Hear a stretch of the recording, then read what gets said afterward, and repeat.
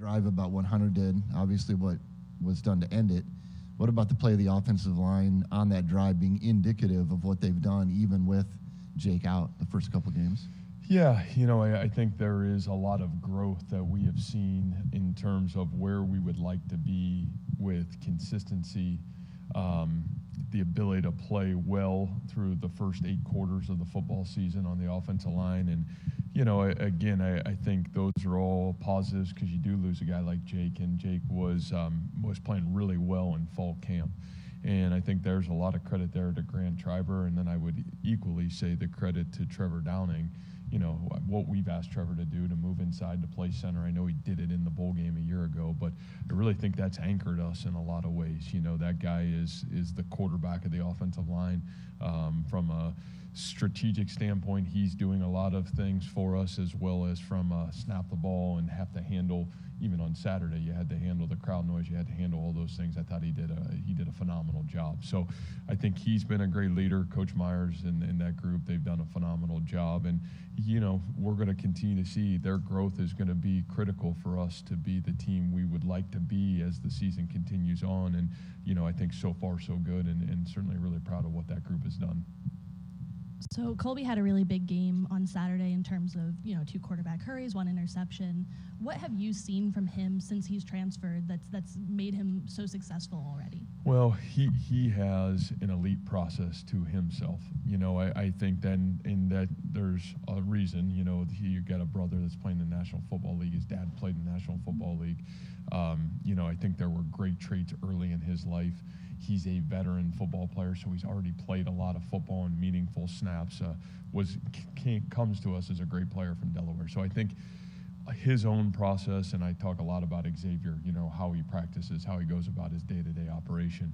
Colby's really the same way, and I think we saw that his winter workouts. He was a star in winter workouts, and then you saw spring practice and how he handled spring practice and fall camp. So to me, what you're seeing now is really what his own process has led him to be able to be. But what he did Saturday was fantastic. As good of a performance that we've seen in terms of what we asked him to do was not just play Sam linebacker. He was playing Mike. He was playing Will. He was playing Sam. At times he played defensive end. There were a lot of things we asked him to do throughout the football game, and that's a credit to him to be ready, but played a phenomenal football game for us.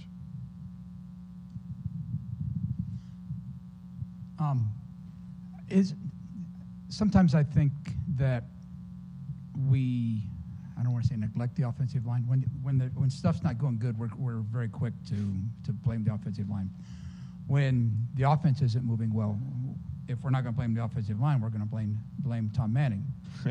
Why is that? Why do you think that is? Yeah, I just think, being in the roles of all those people, being the O-line coach, being the offensive coordinator, obviously being the head coach, I think people they're attracted, number one, to offense. I think that's just the nature of the beast.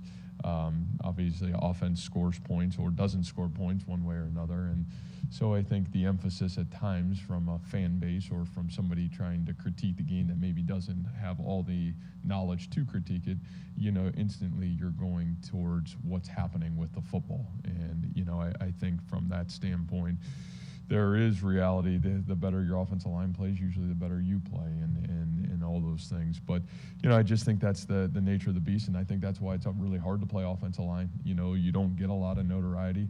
I've always said this in the recruiting process. Offensive lineman is, it's a one position it's really hard to play because it's like long snapper, it's like playing kicker, it's like playing punter. You don't notice them until something good or bad happens, and usually when something good happens, it just kind of flies by the wayside, and you expect those good things to happen. So I think, again, that's why there's got to be a real strong mental toughness to play those positions and to be the offensive coordinator or the head coach and all those other things. Who was better during that 99-yard drive, the offensive line or Tom? Yeah. Or you, because I know you've got a little bit of input on plays? No, I think a collective effort. I think the one thing you would just say in general offensively, I thought really a masterful Saturday by that group. I thought the game plan was outstanding. If we don't have some of the inefficiencies of turning the ball over down in the red zone, you're really driving the ball with great efficiency the entire game. And, I thought the collection in the moment in that 99-yard drive, obviously starts with a great plan, and I thought the plan was outstanding. Number two, it starts with great execution, and so a lot of credit goes to our kids. The offensive line, Hunter, X makes some big plays, Gyro makes big plays, and I think our staff has traditionally done a phenomenal job of putting our kids in great position to be successful. So what was the play calling during that drive? Is Tom calling those plays and they're going through you and you can change? And if so, at what point did you say, I'm just getting out of this and letting them go?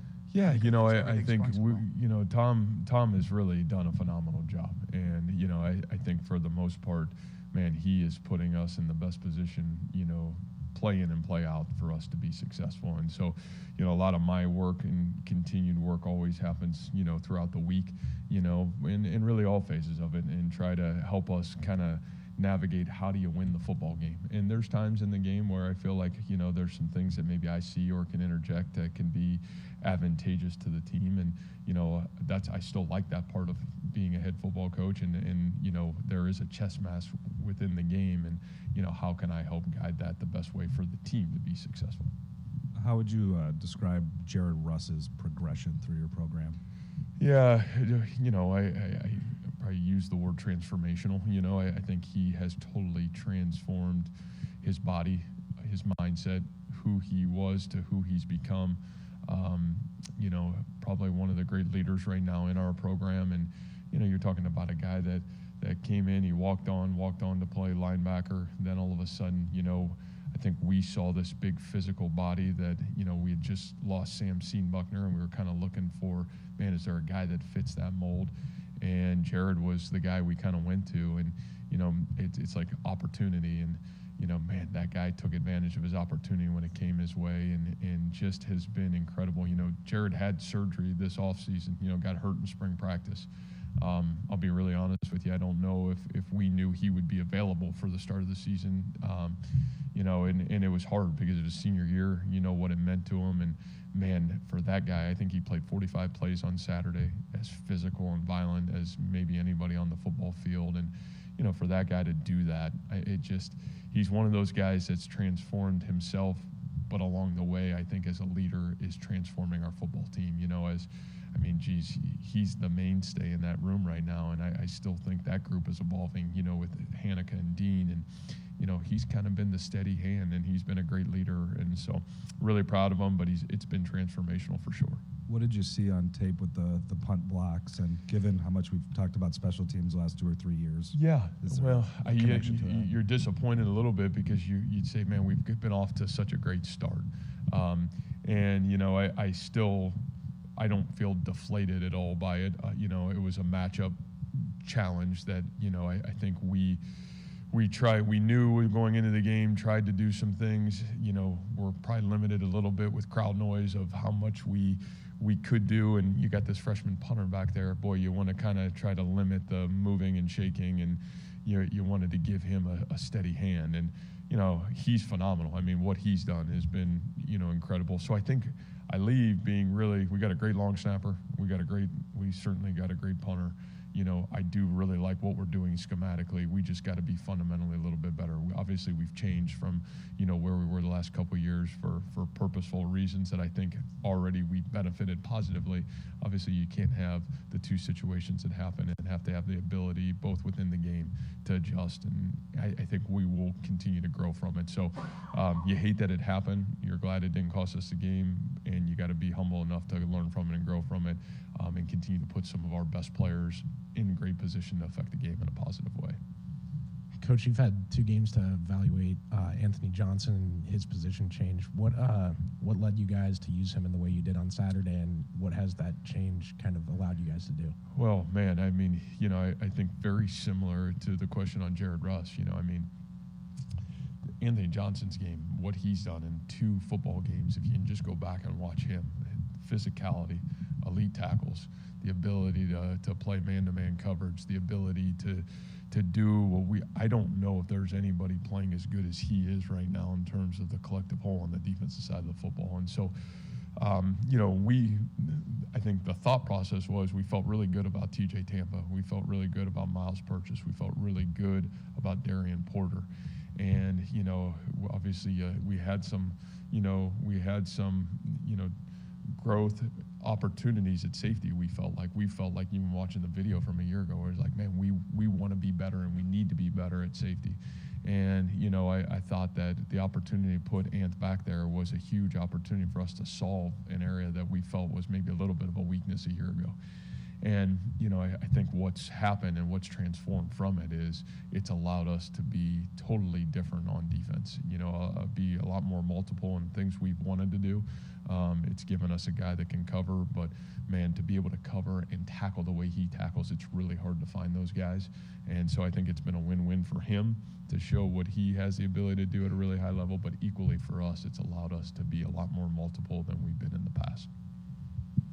Hey, Matt, what does the upcoming status kind of look like for Bo? It looked like he got a little banged up late, maybe didn't play as much later in the game. Yeah, I think Bo was back with us on Sunday.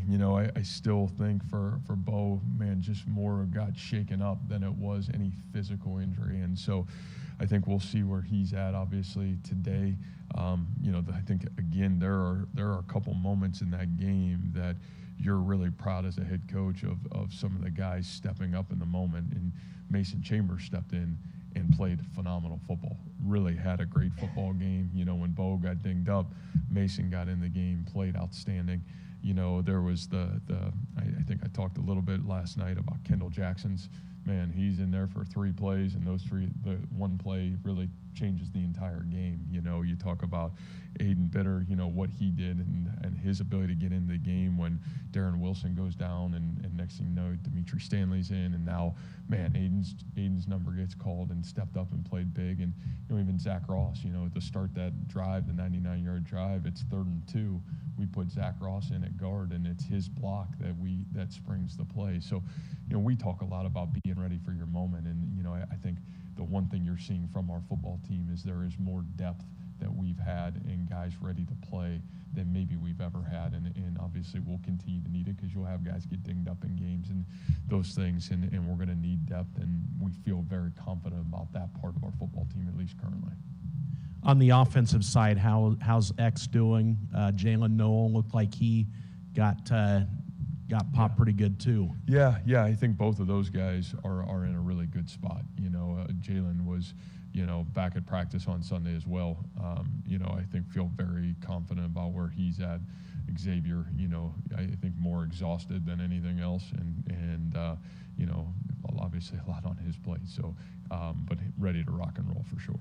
Was this game, as far as just the tough physical play on both sides, was that kind of reminiscent a little bit of Oklahoma State last year? And as maybe the situations are a little different this year, you don't go right back to another conference game right afterwards. But, I mean, it seemed that way to me. Yeah, I think you're talking. It was an extremely physical game, and I think with the brand of football we want to play, and obviously what our opponent plays is, when those things happen, you're going to come out of a game physically, worn, and yet that's college football, and I think that's the thing for us. I feel like we play that way week in and week out, and I think that's where that depth piece is critical. Playing a lot of people, having guys when guys are dinged up to be ready to play for us. But yeah, probably similar in some ways, except I thought we played a really good game against Oklahoma State last year, and I don't know if I feel like we played it to that level. On Saturday, physically and mentally, yes. Execution, detail, not so much. What's impressed you the most about Jairel's first 2 games as a starter? Yeah, I would say the relentlessness that he has run the football with. I knew he was a relentless player. Now, I kind of joked in the Sunday team meeting, he's a wing T running back, like this single wing offense that he's coming from. And now we're like putting him in space. He thinks he's got these moves. So like, hopefully if you're interviewing him, tell him to run north, quit going east and west. No, I just, Jairel is one of those guys that I feel like epitomizes our program. And man, he is a guy that has just pounded away at his craft and strained to be ready to help this team. The team means the world to him. He doesn't ever want to disappoint anybody, and he's going to do everything in his power to do what's best for the team to be successful. And so, I really think from his end of it, just the relentlessness that he has been able to affect the game. It's been a joy to watch, just not only the ball carrying, but the blocking, the catching the ball out of the backfield, the detail. And, obviously nobody was more disappointed in the stadium than obviously what happened on the 1 yard line. But for him to come back from that and play the way he did, I do think those are good lessons that we can carry forward from all regards. And real quick, we touched on it, but how is Remsburg looking for this week, and Cartevius and anyone else maybe? Yeah. I think, again, I probably could answer that question better after today's practice, other than I would tell you both of those guys were out of practice. Both of those guys are trending right there to being ready to go. And boy, I don't think there would be any greater joy to have those guys ready to play on the field. So I think they're really close. I think Jake was really close by Thursday, Friday last week. We just didn't feel comfortable with where he was on Saturday. Cartavius, I think, was a lot closer yesterday than where he was on Thursday. And I think probably know a lot more today when we get on the football field. This one's going to be a little bit of a journey, so bear with me. Okay. Nebraska fired Scott Frost over the weekend, as I'm sure you saw. It seems to be part of at least a growing or maybe persistent trend in college sports of firing a coach. At least in part, it seems to get ahead of the hiring cycle. Right. The Big 12 saw it last year at Tech, TCU. I'm curious what your thoughts are, the impacts of that for both the industry of college football and your profession of college coaching. Well, we've already talked about my thoughts on the thoughts of college coaching. It's crazy, it is, and it is what it is, right? I think I could probably get into this deep at some point, and now maybe not the time, but I just think what's unfortunate is, again, what is it about? It's still about 18 to 22-year-old young people, and it's about serving, caring, loving, guiding these young people through this journey. Now, it so happens that, man, it's watched, and a lot of people want to see your team win, and all those things happen, and people are getting paid a lot of money. I get all those things. But I think one thing that we have lost our way is the impact that it still has on 18 to 22-year-olds. And, whether that's the coaches have lost their way on the impact that they have on 18 to 22-year-olds. Our industry has, I think getting those things back in the box and still providing platforms, environments, and cultures that allow young people to grow, that's really got to be our job and responsibility, whether it's an athletic department problem, whether it's a head coach problem. I still think right now what's going on creates a great challenge. When you talk about that, I'm curious, when you talk with your peers, when you talk about schools doing that, does it potentially have a backfiring effect that when you guys see that they're firing a coach in week 3, that to get out in front of a coaching cycle, that might turn people off that they're potentially pursuing? Yeah, I think those are things that, I'll be honest with you, I don't even pay attention to, or even haven't even thought about that.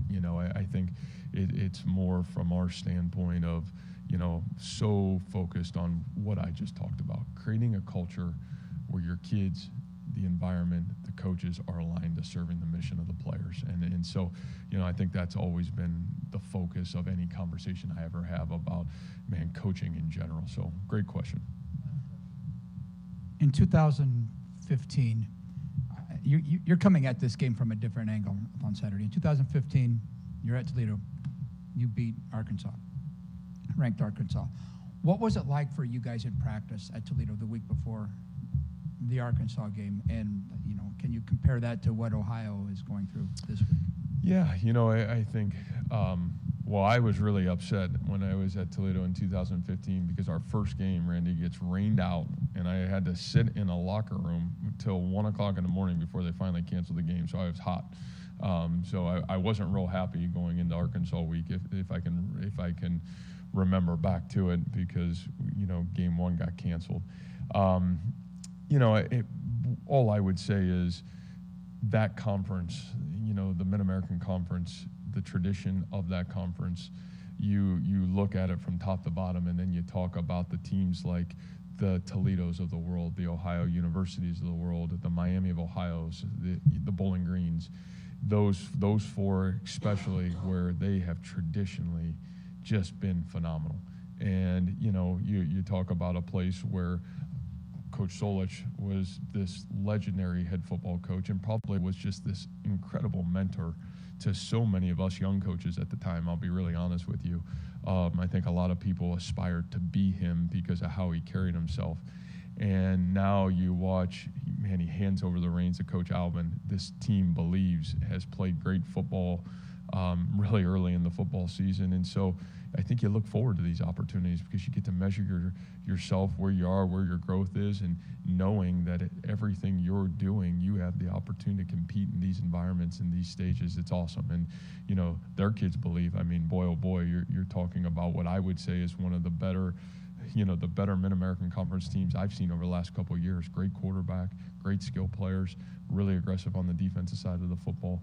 And what you'll see is a confident football team that's built to win and beat anybody, no matter what conference or where they're at. And that's college football. I think we saw it last weekend. Anybody can beat anybody any given Saturday. Well, I think you look at this and, who are we to talk? Every game we played here has been right at the line. I don't think we're anybody else other than Iowa State, and it really continues to be about Iowa State for us. So thank you, guys.